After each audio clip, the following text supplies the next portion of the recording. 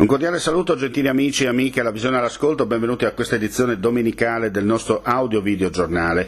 Alle 7.30 di oggi la squadra dei Vigili del Fuoco del distaccamento di Spilimbergo è intervenuta con un'autopompa e un'autobotte presso la struttura per anziani di Spilimbergo, dove era stato segnalato l'incendio di una lavatrice. Giunti in pochi minuti sul posto, i Vigili del Fuoco hanno provveduto ad entrare nella lavanderia della struttura, posta al piano seminterrato, provvedendo ad estinguere il principio di incendio. Spente le fiamme, hanno provveduto alla reazione del locale, che era parzialmente invaso dal fumo. Ancora in fase di accertamento le cause dell'incendio, che non ha coinvolto per fortuna persone.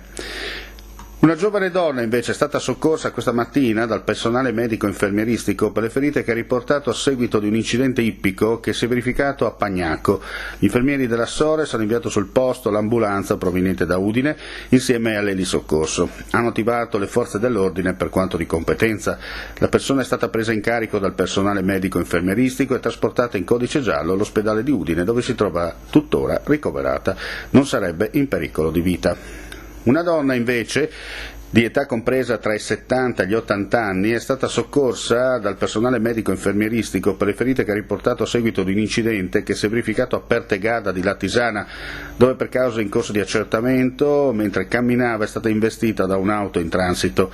Gli infermieri della Sores hanno inviato sul posto l'ambulanza e l'auto medica, entrambe provenienti dal pronto soccorso di Latisana, che ha preso in carico la persona, poi trasportata all'ospedale del capoluogo della Riviera Friulana, dove si trova tuttora ricoverata in prognosi riservata.